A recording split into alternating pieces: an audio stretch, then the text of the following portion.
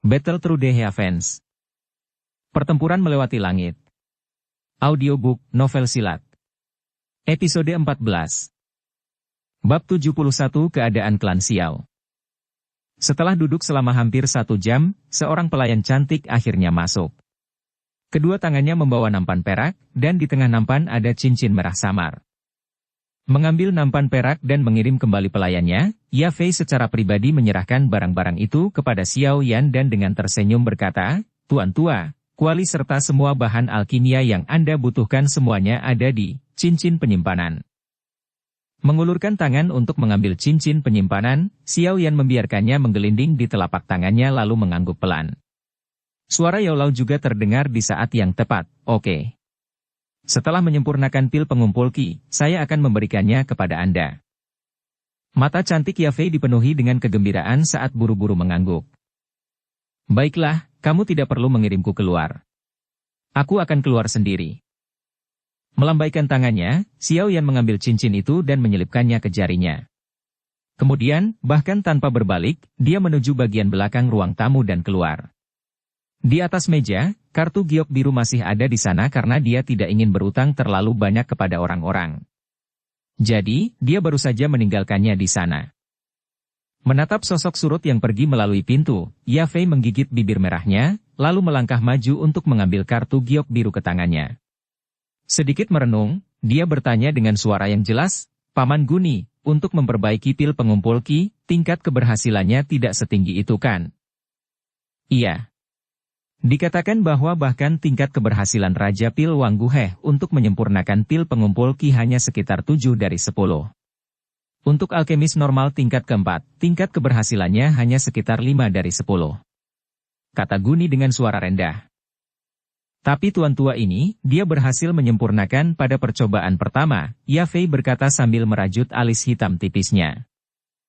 "Siapa tahu, mungkin keberuntungannya bagus." Guni menggelengkan kepalanya dan tidak terlalu peduli dengan masalah itu. Bagaimanapun, bagi alkemis, keberuntungan adalah faktor besar dalam berhasil memurnikan pil. Jika keberuntungan seseorang baik, bahkan ketika terus-menerus memperbaiki beberapa kali, seseorang tidak akan gagal. Mungkinkah bahwa dia bukan hanya alkemis tingkat 4? Ya Fei bertanya dengan ragu-ragu setelah sedikit merenung. "Haha, bagaimana mungkin? Jumlah alkemis tingkat 5 di Kekaisaran Jiamha dapat dihitung dengan 1 tangan.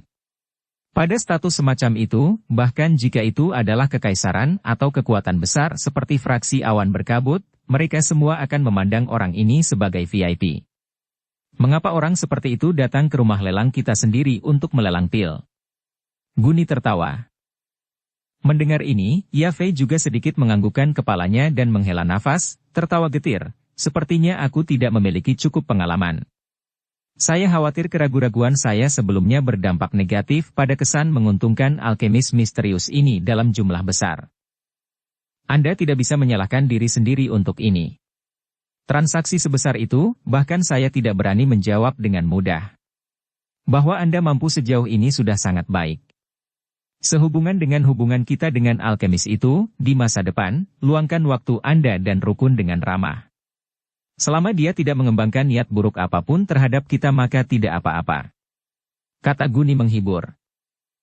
Memaksakan senyum ke wajahnya saat dia mengangguk, Ya Fei duduk dengan lesu di kursi, memperlihatkan sosoknya. Saat matanya yang indah berkedip, memiliki beberapa keraguan, dia dengan lembut bertanya, apa yang ingin dia lakukan dengan begitu banyak bahan obat bermutu rendah? Sarana obat itu memiliki efek menghentikan pendarahan dan menguatkan tulang. Saya pikir dia seharusnya berencana membuat obat penyembuhan. Guni bergumam saat alisnya mengerut. Dengan kebingungan yang sama dia berkata, tapi dengan statusnya, mengapa dia membuat obat penyembuhan dengan harga murah ini? Mendengar ini, mata indah Ya Fei sedikit menyipit, kuku jarinya yang panjang mengetuk meja dengan ringan. Sesaat kemudian, kesadaran menyadarinya, dia dengan lembut berkata, "Sepertinya tuan tua ini tampaknya sangat peduli terhadap klan Xiao." Alisnya berkerut rapat, ekspresi Guni tiba-tiba berubah menjadi salah satu keheranan, "Apakah kamu mengatakan bahwa dia ingin memberikan obat penyembuhan Xiao Klan?" "Baru-baru ini aku mendengar bahwa klan Jialie telah mengundang alkemis tingkat pertama." Kembalinya bubuk musim semi, yang murah telah merenggut setengah dari kerumunan kota. Jika klan Xiao tidak segera bertindak, aku khawatir pasar mereka akan menjadi kosong dan memalukan. Mata Yafei melihat ke sekeliling saat dia menyuarakan kesimpulannya. Tersenyum puas dia terus menjelaskan, sebelumnya, Pak Tua telah mengatakan bahwa jika ada kesempatan, dia akan bekerja sama dengan Xiao Clan dan membeli begitu banyak bahan penyembuhan di kali ini hanya bisa berarti satu hal, dia bersungguh-sungguh dengan apa yang dia katakan. Sepertinya klan Xiao benar-benar beruntung kali ini, sementara klan Jialhie akan mendapat masalah. Setelah mendengarkan analisis Yafei, Guni menyeringai. Ekspresi iri terlihat di wajahnya karena mendapatkan bantuan dari alkemis tingkat 4 bukanlah sesuatu yang bisa diterima oleh sembarang klan. Sedikit memiringkan kepalanya, Yafei memberikan senyuman ringan saat dia berkata, kita juga harus segera membuat kontak dengan Xiao Clan, meskipun menambahkan bunga ke gelang akan membuat seseorang senang, memberikan bantuan ketika seseorang sangat membutuhkannya. Cara yang jauh lebih baik untuk memperkuat hubungan kedua belah pihak.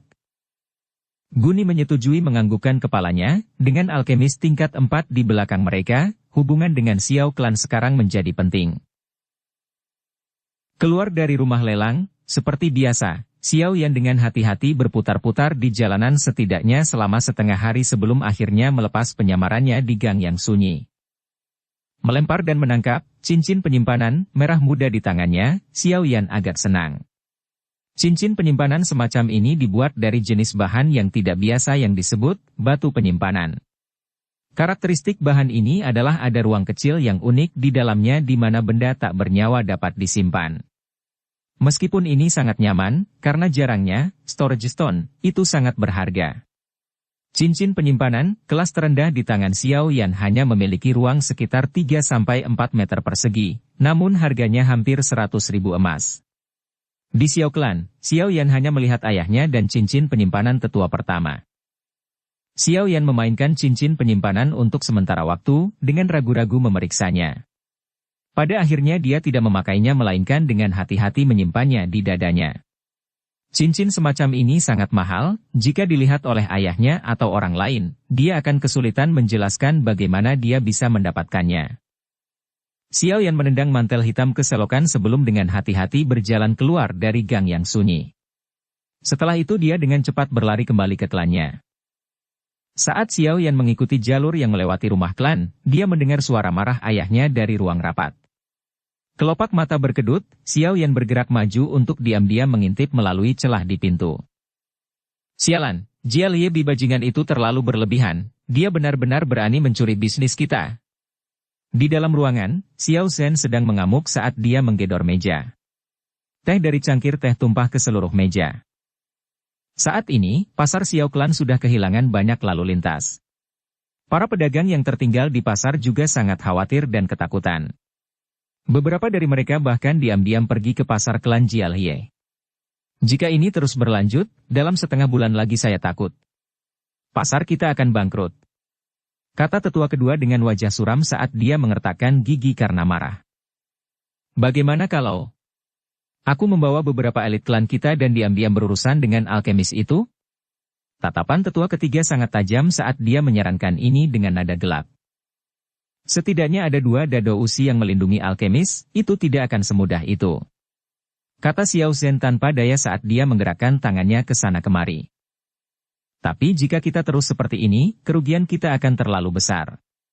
Keuntungan dari pasar di kota hutan adalah sebagian besar dari total pendapatan Xiao Clan kami. Tetua ketiga agak tidak mau mundur. Sudut mulut Xiao Zhen bergerak-gerak. Saat ini, dia tidak bisa memikirkan ide bagus. Hari itu di pelelangan, bukankah alkemis misterius itu mengatakan bahwa mungkin ada kesempatan di mana dia akan bekerja dengan kita? Melihat bagaimana Guni sangat menghormatinya, tingkatannya sebagai alkemis pasti tidak rendah. Jika dia bisa membantu kita, maka klan Jialhie itu pasti akan kalah. Tetua pertama, yang diam sampai sekarang, tiba-tiba berbicara dengan suara lembut. Siapa yang tahu kalau dia hanya mengoceh secara sembarangan? Untuk orang-orang dengan status seperti itu, keuntungan apa yang akan mereka dapatkan dari bekerja sama dengan kami? Untuk keuntungan sekecil itu, apakah mereka akan peduli? Xiao Zhen tertawa getir dan menggelengkan kepalanya saat dia duduk di kursi dan menghela nafas. Ketiga tetua itu juga diam. Memang, agak menantang bagi klan Xiao untuk menjalin hubungan dengan orang-orang dengan status seperti itu. Sialan. Kami akan menanggungnya selama beberapa hari lagi. Jika klan Jialie masih tidak mempraktikkan pengekangan maka jangan salahkan kami karena membalas tidak peduli biayanya. Menjilat bibirnya, Xiao Zhen mencengkeram bingkai kursi saat kilatan tidak menyenangkan melintas di matanya. Di luar pintu, mendengarkan sampai di sini, Xiao Yan dengan samar mengangkat bahunya saat tangannya bermain dengan cincin penyimpanan di dadanya. Sambil menyeringai dingin, dia perlahan pergi. Dukung channel Novel Silat dengan subscribe, follow, like, komen dan share.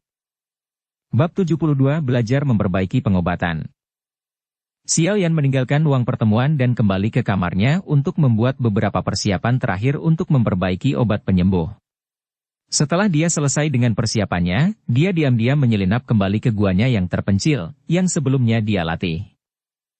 Seperti yang dikatakan Yao Lao sebelumnya, penting untuk tidak diganggu selama proses perbaikan obat dan mengingat jumlah anggota klan yang banyak, ini akan sulit dilakukan di rumah.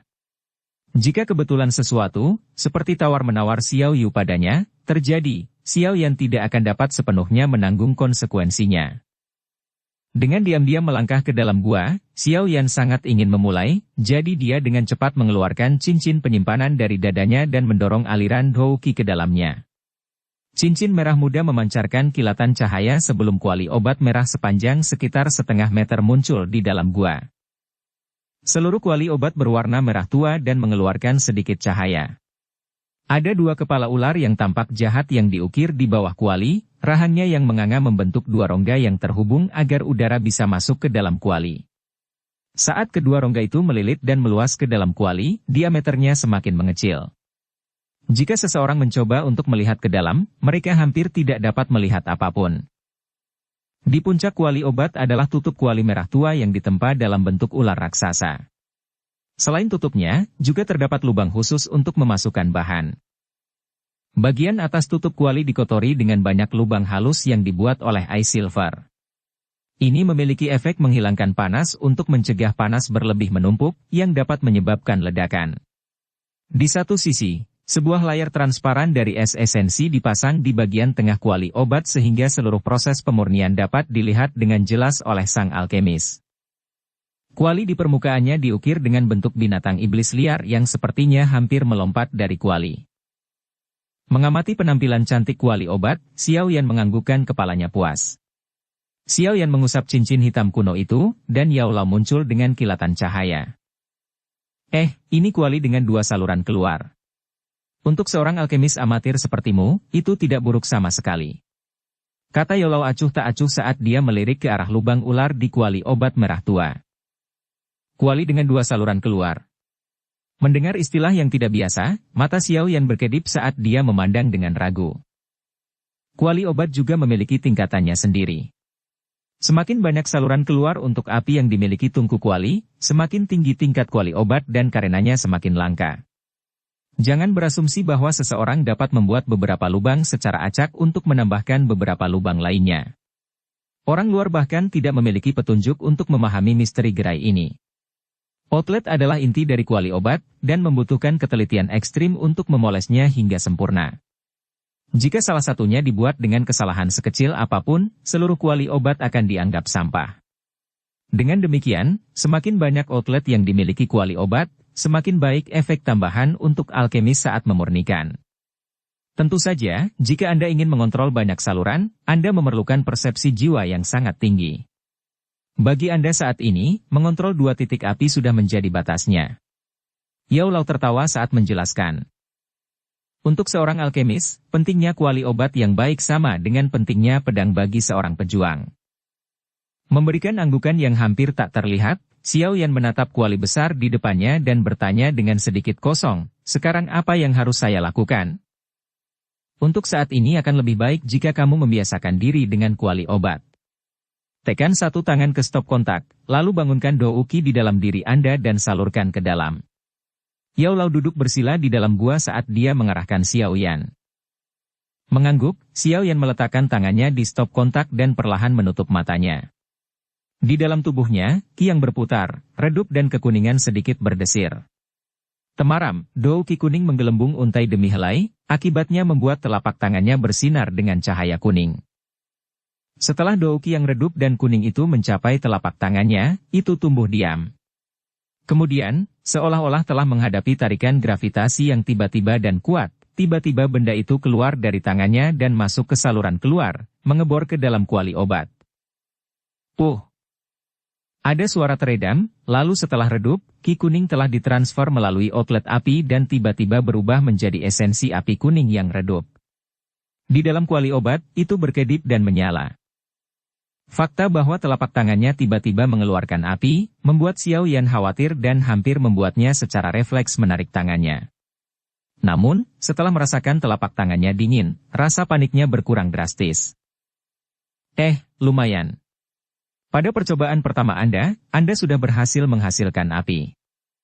Mengamati api yang bergolak di dalam kuali obat, Yao Lao mengangguk dan berkata dengan suara rendah, api yang kamu kumpulkan kali ini sebenarnya bukanlah api yang memurnikan. Sekarang kamu harus berkonsentrasi untuk mengendalikan jejak elemen kayu di dalam tubuhmu dan menuangkannya ke dalam kuali obat. Xiao Yan menurutinya dengan menutup kedua mata. Sedikit demi sedikit, pikirannya terfokus saat persepsi spiritualnya yang luar biasa terus-menerus memindai tubuhnya untuk menemukan jejak cahaya dari elemen kayu. Setelah lebih dari 10 menit, Xiao Yan akhirnya menemukan elemen kayu di tubuhnya untuk pertama kalinya. Dia menghela nafas lega saat dia membuka matanya. Menemukannya? Melihat Xiao Yan membuka matanya, Yao Lao bertanya dengan heran. Saat yang pertama menganggukkan kepalanya, Yao Lao tidak bisa membantu tetapi dalam hati memuji Xiao Yan. Ketika Yao Lao pertama kali menemukan elemen kayu di tubuhnya, butuh waktu hampir setengah jam. Dari sini dapat dilihat seberapa kuat persepsi spiritual Xiao Yan.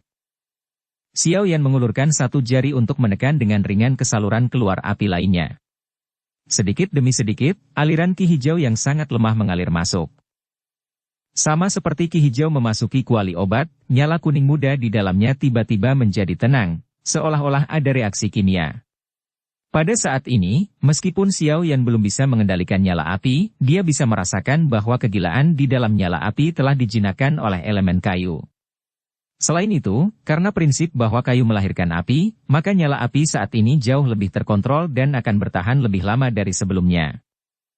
Bagus, puas, Yao Lao menganggukkan kepalanya saat dia mengulurkan jari untuk menyentuh dahi Xiao Yan, mentransfer informasi langsung ke kepala Xiao Yan. Ini adalah formula obat penyembuh saya sendiri, Anda bisa menggunakannya untuk latihan. Saya akan memandu Anda saat saya memperingatkan Anda tentang suhu nyala api dan komposisi bahan medis yang harus dimurnikan. Xiao Yan menyipitkan mata saat dia memproses informasi baru di kepalanya saat dia sedikit memiringkan kepalanya untuk mengakui. Bubuk pembekuan darah, 1 batang rumput pembeku darah, 1 buah hidup, 2 bunga popi. Setelah Xiao Yan berkomitmen untuk mengingat jumlah masing-masing bahan alkimia yang dibutuhkan, persepsi spiritualnya secara bertahap disalurkan ke kuali obat saat dia dengan rajin mencoba mengendalikan nyala api ringan. Membuat gerakan menjentikkan dengan jarinya di atas ring, tangkai merah tua dari rumput pembeku darah muncul di telapak tangannya. Beberapa saat kemudian, Xiao Yan melemparkan batang itu ke perut ular yang terukir di puncak kuali. Setelah rumput pembekuan darah dilemparkan, Xiao Yan tidak mengendalikan nyala api tepat waktu. Api hanya menyala ke atas dan dalam sekejap mata, batang rumput pembeku darah berubah menjadi tumpukan abu dan mekanisme unik kuali mengeluarkannya dari kuali. Melihat kegagalan pertama ini, Xiao Yan tertawa dengan sedikit malu. Terus, kata Yao Lao acuh tak acuh. Menelan seteguk air liur, Xiao Yan sekali lagi melemparkan sebatang rumput pembekuan darah. Kali ini, rumput pembekuan darah bertahan di dalam api untuk sementara waktu tetapi seperti sebelumnya, itu berubah menjadi tumpukan abu. Suhunya terlalu tinggi. Xiao Yan menyeka keringatnya. Sekarang dia secara pribadi mencoba memperbaiki pil. Xiao Yan akhirnya menyadari bahwa jenis pekerjaan ini, seperti yang diharapkan, tidak dapat dengan mudah diselesaikan oleh sembarang orang. Setelah terus-menerus membakar seluruh 20 batang rumput pembekuan darah, dengan sedikit kesulitan, Xiao Yan akhirnya memiliki pemahaman tentang suhu yang paling cocok untuk rumput pembekuan darah. Sekali lagi melemparkan tangkai rumput pembekuan darah, Ekspresi Xiao Yan menjadi khusyuk saat persepsi spiritualnya dengan tegas menekan suhu nyala api. Matanya melewati es esensi dan tak tergoyahkan terpaku pada batang rumput pembekuan darah yang tergantung di dalam nyala api. Nyala api mendidih selama beberapa waktu dan rumput pembekuan darah akhirnya mulai melepaskan lapisan kulitnya dan jus yang terkumpul di dalam daunnya secara bertahap mulai menguap menjadi bintik-bintik bubuk putih samar. Inti dari rumput pembeku darah akhirnya berhasil disempurnakan oleh Greenhorn ini, Xiao Yan. Bab 73 Perbaikan Pertama. Di dalam gua yang sempit, api di dalam kuali menebarkan bayangan ke dinding gua, menciptakan bayangan dari taring dan cakar binatang buas yang menari. Xiao Yan terkonsentrasi dengan setiap serat keberadaannya saat dia menyaksikan nyala api yang bergelombang dengan penuh perhatian, wajahnya yang pucat dilumuri butiran keringat. Memurnikan obat untuk waktu yang lama adalah tugas yang menghabiskan banyak douki. Karena metode Qi Xiao Yan adalah Xuan rendah peringkat terendah, fondasi Qi dan daya tahannya bukanlah hal yang istimewa. Jadi bukan tugas yang mudah baginya untuk bertahan selama hampir 2 jam di depan kuali.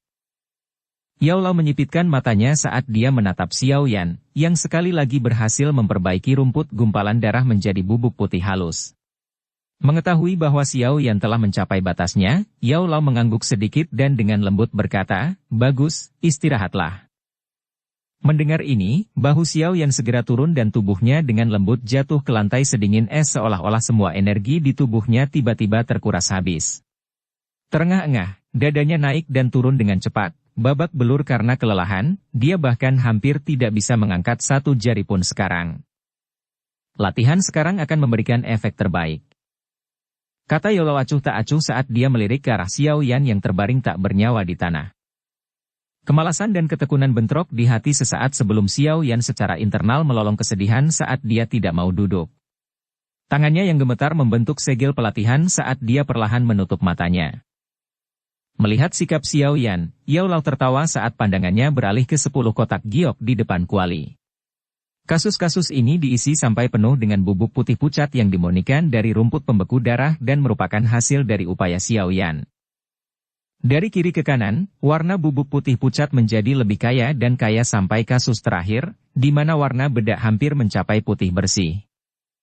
Menatap peningkatan yang sangat jelas ini, Yao Lao merasa terkejut saat dia menganggukkan kepalanya setuju, di dalam hatinya dia sekali lagi memuji persepsi spiritual Xiao Yan yang luar biasa.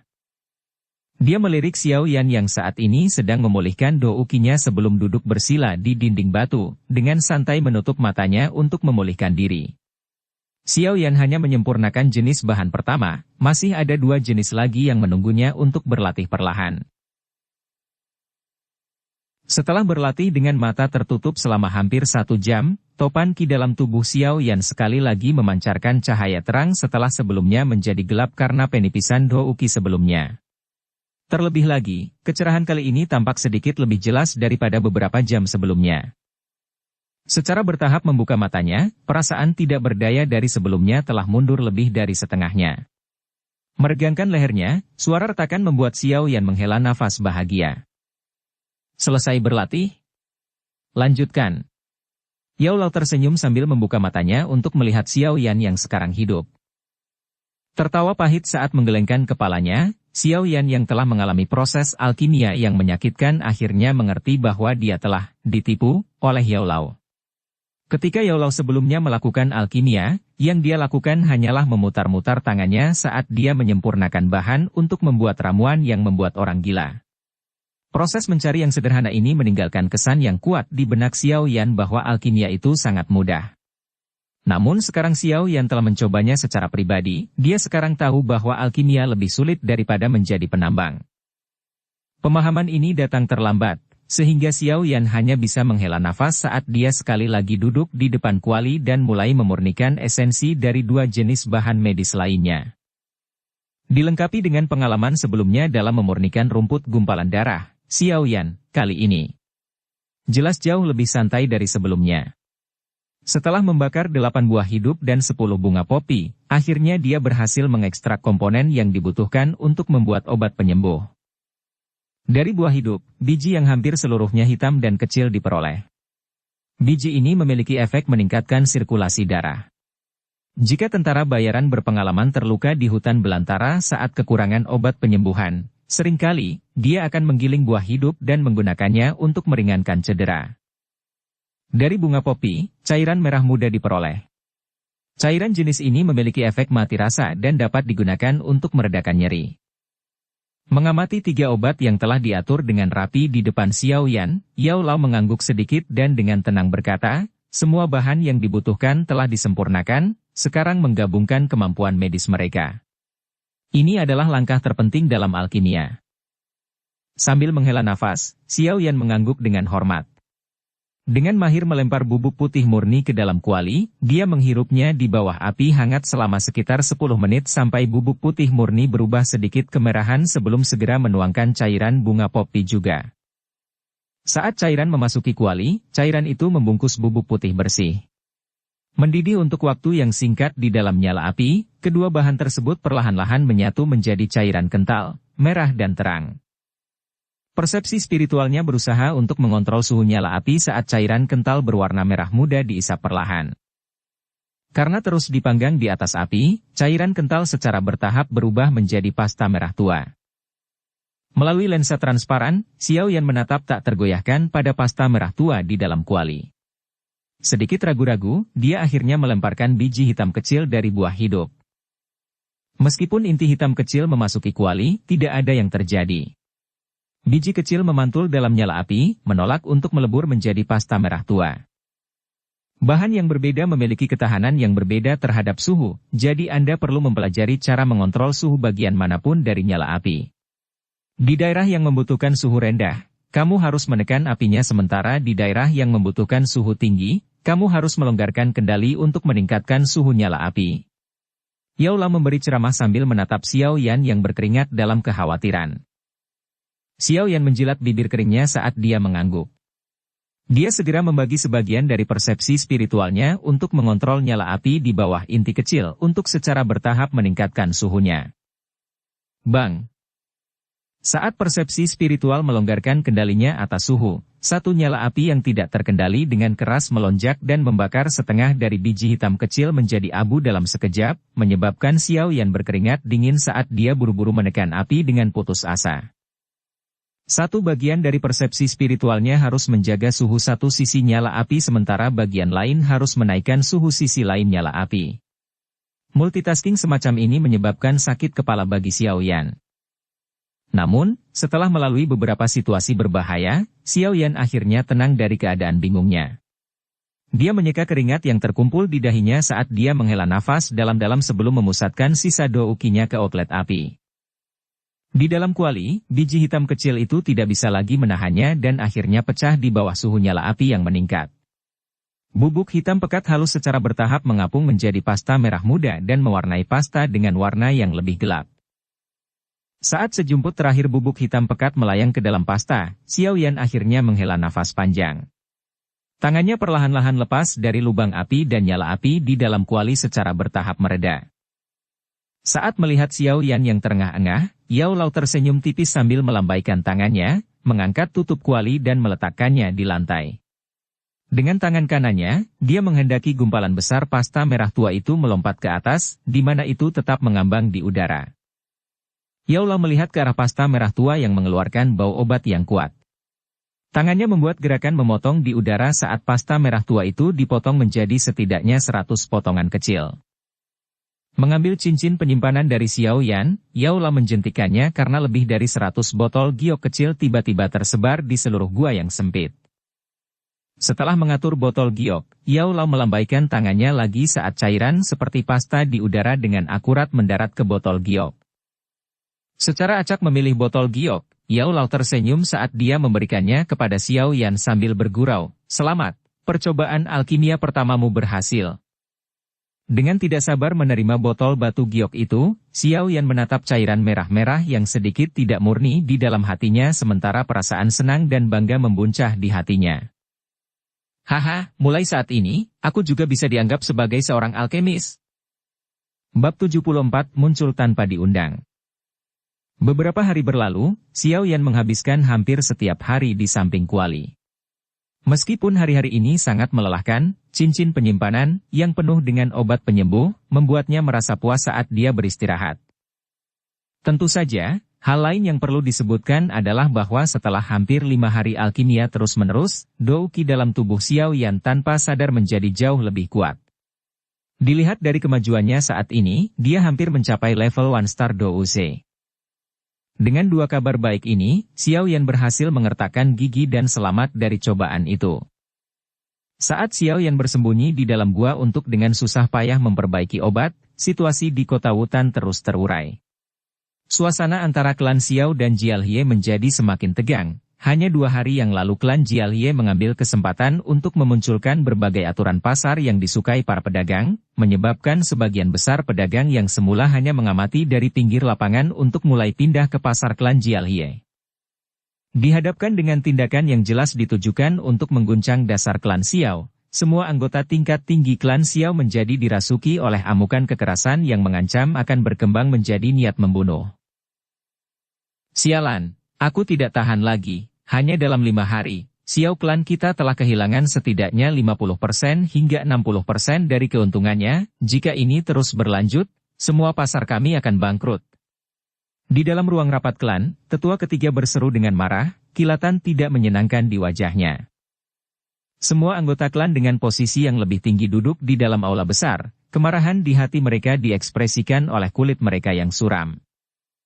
Ini benar-benar tidak bisa berlarut-larut lagi. Tetua pertama perlahan-lahan melontarkan setiap kata, melanjutkan, dia berkata, meskipun Master Guni dari rumah lelang primer telah membantu kami dengan membuat lebih dari 100 botol obat penyembuh, jumlah ini terlalu banyak. Sedikit, itu benar-benar tidak dapat dibandingkan dengan jumlah yang sangat besar dari klan Jialhie.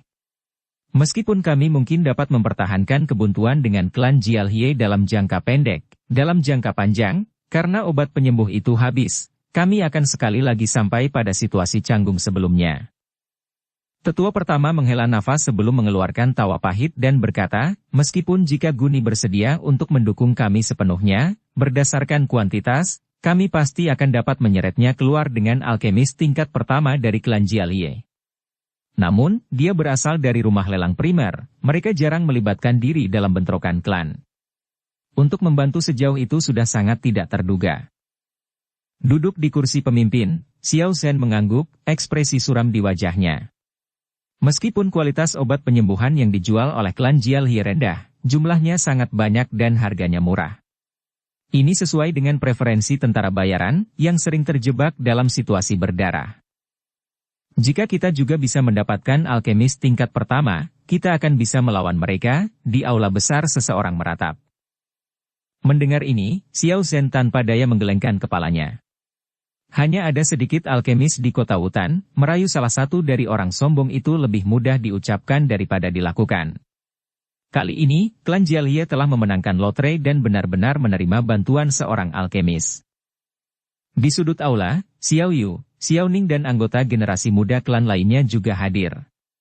Saat mereka menatap ekspresi suram pada orang tua mereka tidak berani menyela sembarangan dan mereka menahan atmosfer mencekik dalam keheningan. Kakak, apakah alkemis tingkat pertama itu benar-benar kuat? Bagaimana dia bisa memaksa klan Xiao kita ke dalam situasi ini?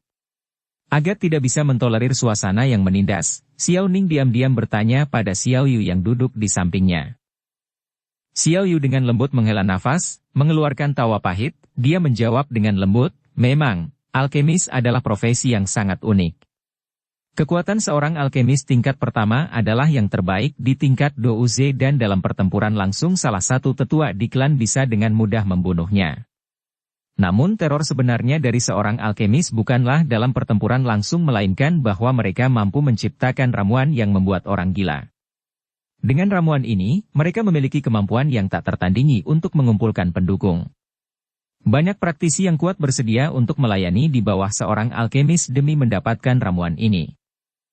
Di benua Douki, banyak orang membandingkan alkemis dengan sarang tawon beracun. Setelah didorong, seorang alkemis akan segera mengumpulkan petarung yang tak terhitung jumlahnya. Menghadapi begitu banyak petarung, bahkan jika mereka tidak bisa membunuhmu, mereka masih bisa melelahkanmu sampai mati. Saat Xiao Ning membayangkan pemandangan dikelilingi oleh para pejuang, dia gemetar saat ekspresi iri menyebar di wajahnya. Jangan berhayal, kamu harus tahu tentang persyaratan keras untuk menjadi seorang alkemis.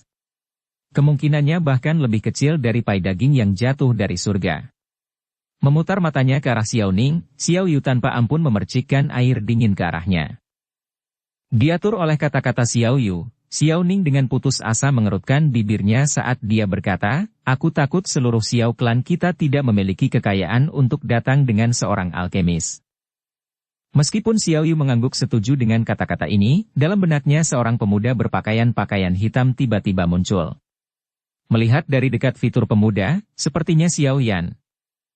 Dengan kejam membuang pikiran itu, Xiao Yu berbisik pada dirinya sendiri di dalam hatinya, bagaimana mungkin aku bisa memikirkan bajingan kecil itu? Jika seseorang dengan kepribadian seperti itu mampu menjadi alkemis, semua alkemis di dunia ini tidak akan berharga. Setelah mengutuk Xiao Yan di dalam hatinya, Xiao Yu mengarahkan pandangannya ke sudut dekat jendela. Di sana, seorang gadis muda berpakaian hijau diam-diam menggenggam sebuah buku tebal dan sederhana, sesekali menggerakkan jarinya untuk membalik halaman saat matanya mengamati isinya. Dari buku tersebut, penampilan yang tenang dan elegan ini menarik perhatian banyak rekannya. Gadis yang baik, mengapa dia harus menyukai bajingan kecil itu? Xiao Yu dengan enggan menggelengkan kepalanya saat dia sekali lagi mempertahankan kesunyiannya. Dengan tenang duduk di samping jendela, meski perhatiannya tertuju pada buku, Sun Er bisa merasakan suasana menyedihkan di aula. Alis tipisnya sedikit menyatu. Tidak peduli apa yang dikatakan, dia juga tinggal di Xiao Clan selama lebih dari 10 tahun. Selain itu, bahkan jika bukan karena Xiao Yan, dia tidak akan pernah membiarkan klan Xiao dipukuli oleh klan Jialie begitu buruk. Kuharap bajingan itu tidak berlebihan. Sun Er menghela nafas dalam hatinya saat dia sekali lagi kembali ke bukunya. Tanpa Xiao Yan di sisinya, dia praktis tidak punya alasan untuk berbicara. Saat rencana terus didiskusikan di dalam aula, seorang penjaga klan buru-buru masuk dan melaporkan dengan nada hormat, pemimpin klan, ada seseorang yang mengenakan jubah hitam di luar. Dia mengatakan bahwa dia memiliki beberapa masalah kolaborasi untuk didiskusikan dengan pemimpin klan. Mendengar kata-kata ini, Xiao Zhen dan tetua lainnya sedikit terkejut. Saling bertukar pandang, ekspresi mereka yang dulu suram tiba-tiba melonjak dengan ekstasi. Beberapa dari mereka secara bersamaan berdiri bersama dan segera memerintahkan, cepat undang dia masuk. Melihat ekspresi Xiao Zhen dan ketiga tetua, semua orang di aula agak kagum, segera bertukar pandang satu sama lain. Tidak perlu mengundang saya masuk. Pemimpin klan Xiao, bagaimana kabarmu? Orang tua ini datang tanpa diundang.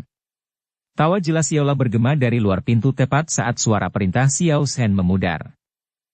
Bersamaan dengan tawa, sesosok yang diselimuti oleh mantel hitam besar tanpa tergesa-gesa berjalan ke aula di bawah tatapan orang banyak. Pada saat orang yang mengenakan gaun hitam melangkah melalui pintu, Sun Er, yang selama ini tenggelam dalam bukunya, tiba-tiba mengangkat alisnya. Perlahan-lahan mengangkat wajah kecilnya, mata air musim gugurnya dengan waspada menatap pada orang berjubah hitam yang baru saja masuk. Bab 75 Bisnis Besar. Menatap pria berjubah hitam yang baru saja masuk, Xiao Zhen dan tiga tetua segera menyambutnya, maju dengan langkah cepat. Xiao Zhen menunjukkan senyum hormat dan berkata, tamu yang paling terhormat, maafkan aku karena aku agak sibuk dengan masalah klan dan tidak bisa keluar untuk menyambutmu Xiao Zhen, maafkan aku. Tidak perlu terlalu formal. Di bawah mantel hitam, suara tua terdengar. Xiao Zhen dengan penuh semangat mengangguk dan memberikan pandangan penuh arti kepada ketiga tetua itu, mengisyaratkan mereka untuk segera membuka jalan dan berkata sambil tersenyum. Silakan duduk, tamu yang paling terhormat.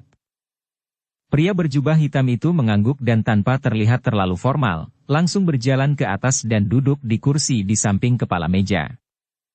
Melihat betapa hormat Xiao Zhen memperlakukan pria berjubah hitam itu, para pemuda klan tidak bisa membantu tetapi berbisik di antara mereka sendiri. Banyak sekali pandangan ingin tahu yang tak henti-hentinya menyapu pria berjubah hitam itu tetapi setelah mendengar tetua itu mengatakan bahwa dia adalah seorang alkemis, mata mereka tiba-tiba menjadi dipenuhi dengan semangat, dan penuh dengan pemujaan. Tidak peduli di mana, alkemis adalah orang yang memiliki profesi paling dihormati di mata orang lain. Saudari, Orang ini, bukankah dia alkemis misterius yang kita lihat selama pelelangan kemarin? Kedua mata Xiao Ning tertuju pada pria yang mengenakan jubah hitam saat dia menarik lengan baju Xiao Yu, dengan penuh semangat bertanya padanya. Ya. Xiao Yu perlahan mengangguk, matanya yang indah masih menatap siluet yang ditutupi oleh mantel hitam ini. Saat wajah cantiknya menunjukkan sedikit ekspresi kejutan yang menyenangkan, saya tidak berpikir bahwa tuan yang terhormat ini benar-benar akan datang ke klan Xiao kita. Sepertinya apa yang dia katakan terakhir kali tentang bekerja sama dengan kami bukan hanya basa-basi.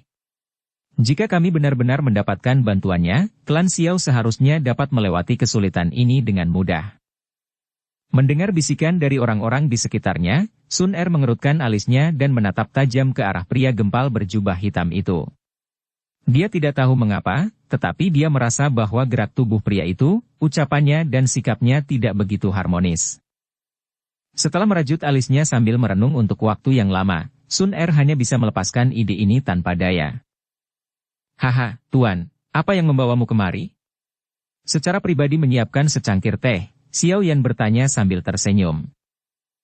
Saya sedang lewat di lingkungan sekitar, jadi saya pikir saya akan datang untuk mengunjungi klan bangsawan Anda. Saya membawa beberapa foundation elisir yang seharusnya dapat membina sejumlah besar pemuda dari sisi Anda. Di bawah gaun hitam ini, suara sesepuh cukup gembira. Mendengarnya, Xiao Zhen buru-buru melihat sekeliling tapi tidak melihat jejak Xiao Yan. Dia tidak bisa menahan senyum pahit. Haha, kepala keluarga Xiao tidak perlu memanggilnya keluar. Aku sudah bertemu tuan muda, pemuda yang cukup baik. Dia sangat menyukai pria tua ini. Melambaikan tangannya, dia menghentikan Xiao Zhen memanggil seseorang untuk tangkap Xiao Yan. Nada pria berjubah hitam dipenuhi dengan sentuhan kekaguman yang tidak dia sembunyikan dan membuat pemuda yang tersembunyi di balik jubah itu cukup malu. Mendengar nada pria berjubah hitam itu dipenuhi dengan kekaguman, mata semua orang di aula dipenuhi dengan rasa iri. Untuk mendapatkan evaluasi setinggi itu dari alkemis tingkat tinggi bukanlah sesuatu yang mudah didapat. Semua hal baik hanya terjadi pada bocah ini. Saat dia menggerakkan mulutnya, penuh keengganan, nada suara Xiao Ning penuh dengan kecemburuan. Xiao Yu, benar-benar tidak berdaya, menghela nafas, tangannya yang seperti giok di pipinya, dia diam-diam berbisik, apakah bocah itu begitu baik? Kenapa saya tidak pernah menyadarinya sebelumnya? Mendengar pujian itu, wajah Xiao Zhen menampakkan senyum lebar dan di matanya, sekilas kebanggaan bisa terlihat. Pemimpin klan Xiao, baru-baru ini aku mendengar bahwa klanmu sedang menghadapi kesulitan, kan? Senyuman Xiao Zhen belum terentang sepenuhnya sebelum dipukul oleh suara menindas dari Yao. Mengangguk setuju, Xiao Zhen tersenyum pahit. Tentunya tuan ini tahu situasi klan Xiao kita saat ini, kan? Aku tahu sedikit tentang itu. Mengangguk, pria berjubah hitam itu mengungkapkan senyuman. Di Xiao Clan saat ini, bisnis kita sudah tidak lebih dari setengah dari dulu. Dalam jangka panjang, saya khawatir pengaruh kita juga akan tenggelam ke dalam klan kelas 2. Xiao Zhen menghela nafas penyesalan, mengerutkan alisnya. Dia sepertinya menua beberapa tahun pada saat itu. Haha, meskipun aku tidak begitu dekat dengan Xiao Clan, aku cukup akrab dengan putramu. Jika Anda, pemimpin Xiao Clan, tidak takut orang tua ini mungkin memiliki niat buruk, bagaimana kalau bekerja sama? Pria berjubah hitam itu tersenyum lembut. Mendengarnya, Xiao Zhen terkejut pada awalnya tapi segera menjadi sangat gembira, hanya itu yang dia tunggu-tunggu. Dia memberikan tatapan penuh semangat kepada ketiga tetua dan segera setelah itu, mengangguk tanpa ragu sedikit pun, Tuan, kami ingin bekerja sama dengan Anda, sebenarnya kami ingin sekali.